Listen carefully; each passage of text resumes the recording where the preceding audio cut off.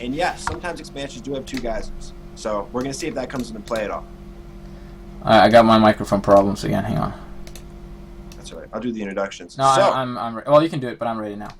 upper left-hand corner, we have a man who goes by the name of Erik, but right now he's under the handle of OLK, Olk.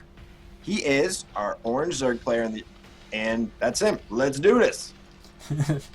Indeed, and in the bottom left-ish part, playing as the red Terran player, hasn't played Starbow in a while, but I'm really excited to see him back, is Dirtybag. I have no... Hey, yeah, sorry. There's a glitch on Longinus. The main at 3 o'clock has 10 mineral patches. Oh. Okay, good thing no one spawned there, though. I blame Teddy Bear. He ported this map over.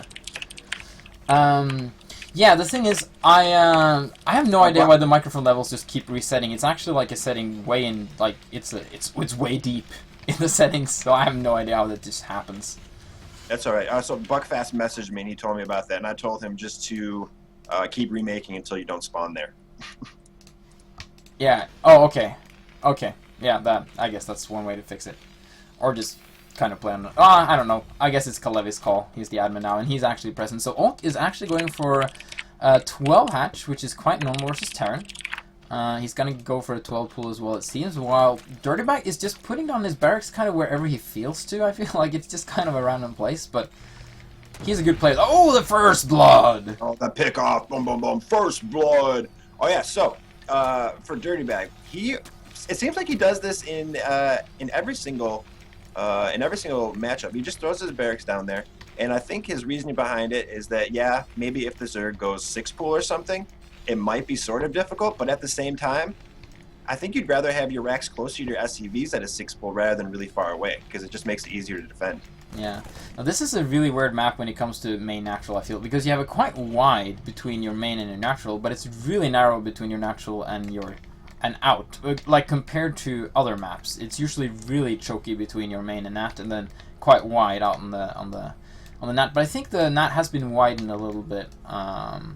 It seems since last time I saw the map. So it's just all quite wide around the natural area now. So it's slightly more difficult for a fast expansion here, I would say, than other maps, but it's still pretty easy to pull off, I think.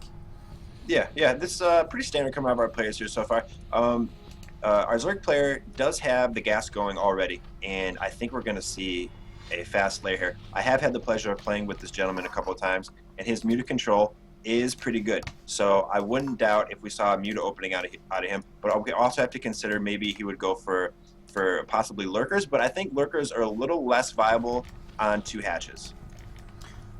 Yeah, lurkers on 2 hatches is really hard to pull off. Basically, your opponent's going to have to be completely in the dark and be just expecting mutas and just have really bad scouting.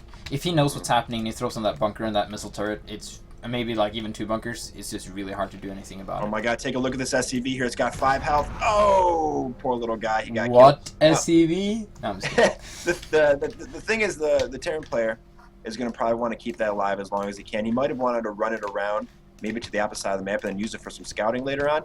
But it did get taken down. Oh, now here the Zerglings come in, and one gets taken out. Now, here's the thing. If both of them got killed there, that actually kind of would have been a little bit of a setback for the Zerg, and more so than you would think, because he doesn't want to be diverting any more larvae and resources than he needs to in order to make these Zerglings. So what he got out of making those Zerglings, he killed that scouting SCV, and then he also gets to keep 1 scout in front of the base. But if he got them both killed by that marine flock, then he would have had to make more, and it just sets him back.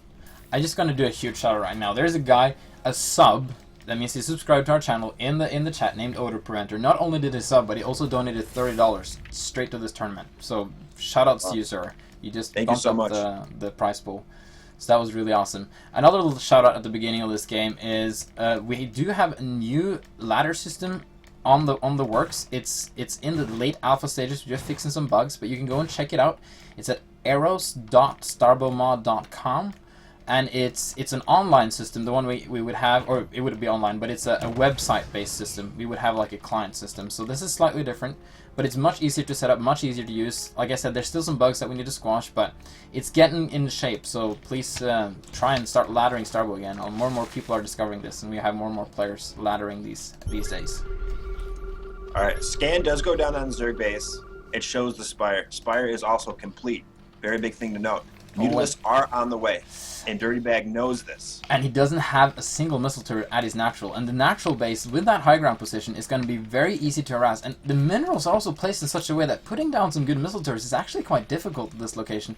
You have like one tucked back here on the left side, and then maybe one right to the gas, and maybe one in the middle of the mineral line. But you kind of want to have them where that big leaf tree is, and you can't. So that's actually going to be really difficult to defend for Dirtybag. Yep. And here come the Mutalisks, and see if they can pick off to do some harassing. One Marine is dead. One SCV is dead. He's going to keep dancing back and forth, seeing what he can get done here. And these Mutalisks might be too numerous at this point. Now the Marines come back and stim. He's going to shoo him away, but for how long? Yeah, this is basically one way of trying to punish that early expansion Dirtybag was going for. You can rarely directly punish it, but you can go for really fast Mutas and just try to pick the Terran apart, because he's not going to have that many Marines out, because he did go for that super early expansion. The old saying, like, you can't have your cake and eat it too. Now, he does, like you said, the Terran did get the expansion down, but his defenses around the base are going to be somewhat limited, as the Zerg player does come back in here. He's getting another SCV kill. 3 more SCV kills here, and these Mutalisks are definitely paying for themselves, and this micro is looking quite good so far.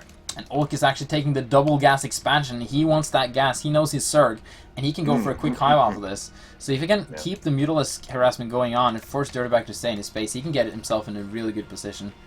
And yeah, it's going to be very interesting to see. Dirtybag is a really strong Starbow player, but he hasn't played in a while. And Ulk is one of those newer Starbow players who's rising up to the occasion, and he's proving himself to be a really strong player. So it's kind of new blood versus all blood here. So it's going to be really interesting to see who's actually going to get ahead.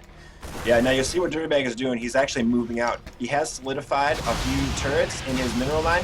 At this point, he doesn't care. He doesn't care that these Mutalisks are attacking his barracks. He wants to go across the map. And here's the thing. I don't think the Zerg player saw these Marines move out. And if he doesn't bring these Mutalisks back pretty soon, he's going to be in for a load of trouble. He did have a Zergling there that died, but I don't know if you actually noticed it. And he doesn't have... He's making Hydra speed. He doesn't have lurkers. He's actually... Yeah, he needs to get back with the Mutas, but it might not even be enough with the Mutas right here. But yeah, oh my God, this Marines coming into the natural uncontested. Looks like they're going to slaughter all of these drones here. Now, the Mutalisks are back, but he's still hesitant on going... He goes in, he attacks now. Marines firing. Mutalisks firing too. Here we go. Look at this. Oh my God. Wow, he's cleaning it up. You know what? It was he actually attacked at the perfect time, because the hatchery was just about to die, and he attacked right as it was dying to get maximum surface area. Now, I'm pretty sure he wanted to save that hatchery, but the fact that it died might just have tipped that fight in his favor, because he did get that surface area he needed for his Zerglings. Yeah, he actually might have been totally okay with what happened there. He did lose the hatchery, but he got to keep his Mutalisks alive, and he killed that whole army of the Terran, so... Dirtybag had a little bit of a hard time macroing behind this, because he had to relocate his barracks and everything, and actually missing the barracks on the tech lab there, unfortunately. And here comes the Mutas again, gonna stay on top of that production yet again, and Dirtybag again moving every single barrack around.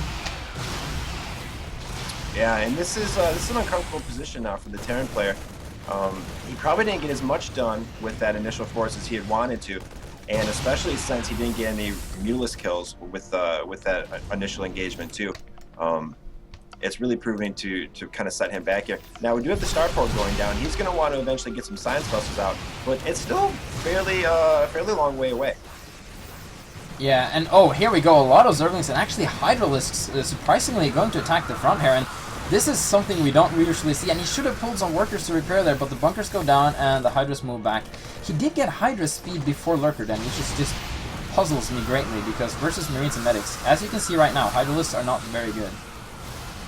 Yeah, that is a bit puzzling. Maybe he meant to actually get the Lurker upgrade instead, but you know, sometimes you make a little misclick here and there. So going over to the Zerg base real quick, I want to see if he does have the Lurker Den down. Yes, the Lurker Den is down, and as we can see in the middle map right now, there actually is some Lurkers morphing. And no, this is actually kind of interesting. We haven't really seen Dirtybag do all that great right so far, except for picking off that hatchery, but he's actually not that far behind. He's ahead in workers. He's contending for a decent army. Now there are these lurkers incoming, and on the other hand though, bunkers are up, and bunkers counter lurkers really well as long as he has enough scan, and he has at least one charge on his natural, and I think he has 2 charges in his main, so he has 3 scans. He can scan for a long time, and he's going to be very safe on these 2 bases, but he's going to have to get the tech he needs to push out versus the Zerg player who's just expanding more and more all over the map. Yeah, definitely. And the thing is, I'd kind of consider this a contain right now that Dirtybag is in. Not even so much for the lurkers, but the Mutalisk more so. Yeah. And he's gonna really have to watch out for that command center. It is in it's sort of sticking out like a sore thumb here. And the SCV did get taken down, and the command center almost got taken down along with it. But he's still waiting on those science vessels. First one did pop out, and Irradiate is being researched. So we have about maybe 1 minute and 15 seconds until he can start throwing some Irradiate clouds on this Mutalisk clock. Yeah, once the Radiant hits, and if he has enough science vessels, that's the time when he wants to start thinking about pushing out. Fourth base on the way for Ulk now. This is going to be a mineral only at a really weird location as well. I guess it's going to protect his third, though, if he can get it well defended. But still, it's maybe not the most important of Ulk's bases right now. Mm-hmm. Yeah, he must be taking this to protect it, just like you said. I kind of see it as like maybe a stepping stone, and so he'll just take it, use the minerals, and maybe take another gas later. But the thing is, he's going to be so saturated on gas anyways, since he has that double geyser expansion, that I don't think he's necessarily going to need to take something so far away. The thing about the double geyser expansion, though, sure, you get a lot of gas for a period, but it has half of the gas in each, so you get like double gas income. Oh, and here comes the irradiated cloud. Can he separate the Mutalisk? He gets the wrong one. A lot of damage on the Mutalisk there. He actually lost 2 mutas, and the others are so damaged they can't really attack much anymore for a long time until they regenerate. Yeah, no, that science vessel definitely did its job, and Dirtybag is having a pretty formidable marine army here. There's one lurker he doesn't see. Okay, no, there comes the science vessels. That scan just barely missed, but science vessels make up for it. Oh, here comes the Scourges, though. Picks off 1.5 science vessel. That could have been a lot worse. Now, at the Zerg base, we do have a hive up. So it's just going to be a matter of time before Defilers start hitting the battlefield. And I think Dirtybag's probably going to want to make some moves before that ends up happening. Because there's nothing worse than being a Terran, just sitting back at your third base and having dark swarms everywhere. Oh, yeah. But actually, he's opting for Ultralisk first. This is what we call the Cepheus build. And I don't really know why I do this, but he seems to be doing this as well. So this is going to be interesting to see if the Defiler, the sheer power Ultralisk. Looks like we got the Zergling run by here. Power through. Oh, there we go. Look at that. And the Mutalisks are coming too, actually. And, he's just going to pick up all the... No, he's going to go for the... No, he's going to turn around. That was the fake out. that was the confused the heck out of the casters. Radiates on the Mutacloud. They are pretty much all going to die. We have 2 left over. Oh, he's gonna go into this third base and be really sad because he can't get out of there. But I don't know if Dirtybag wants to commit a force up there, though, because that leaves him very far out of position for another group of Zerglings to come in. So he's instead just going to move across the map. Yeah, Dirtybag knows he needs to start making some plays on the map and taking down some of these Zerg expansions. The Zerg has been sort of uncontested ever since the first few minutes of the game with that Mutalisk contained. And still no Defilers on the map, and Dirtybag might be able to get some work done over here. Yeah, this is actually quite nice. He's going to get this base. Now, this base, like we said earlier, isn't that important, but on the other hand, that other base with double gas is important, but so is also the third of Dirtybag, and it's under heavy fire from all these Zerglings. He's going to activate the planetary.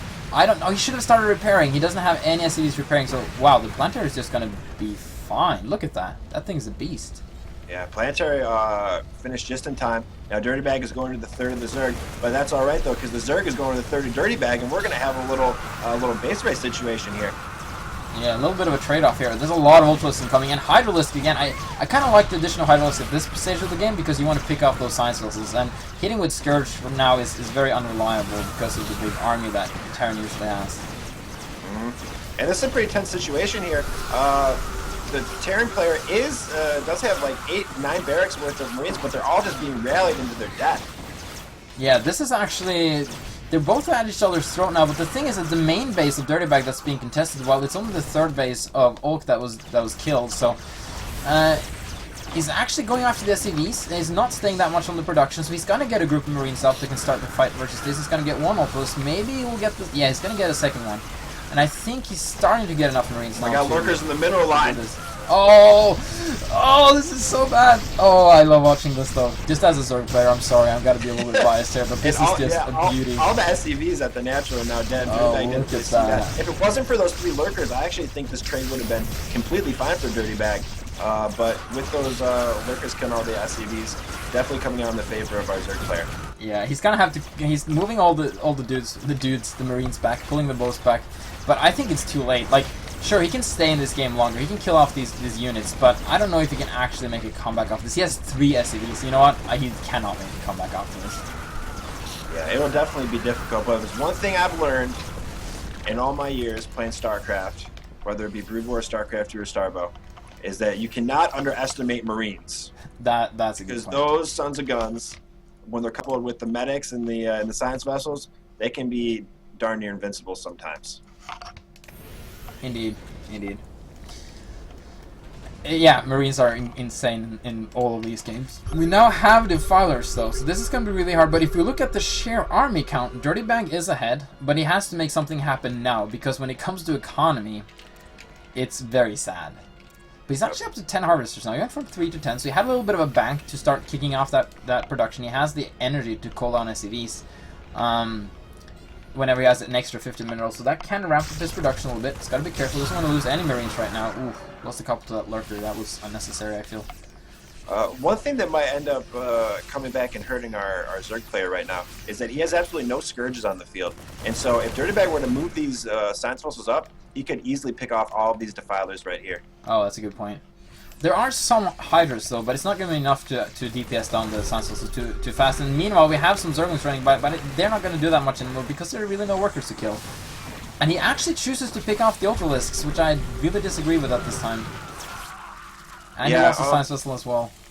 Aiming for the Defilers probably would have been a little bit better play there, but Dirtybag might be thinking, oh my gosh, I'm so far behind, I just need to get these meatsicles off the map so I can maybe do something else. It's gonna be, it's still not over though. Like, supply-wise, it's not that different. Dirtybag is really good in low eco situations. Like, yeah, I see someone commenting on in the chat here, and okay, here comes it. He needs that Darkstorm. There we go. And Dirtybag needs to head out of there. Needs to get out of the Darkstorm ASAP. He even has Infestors for that Ensnare, and more Darkstorm. Beautiful Darkstorms there, and yeah, there we go. GG.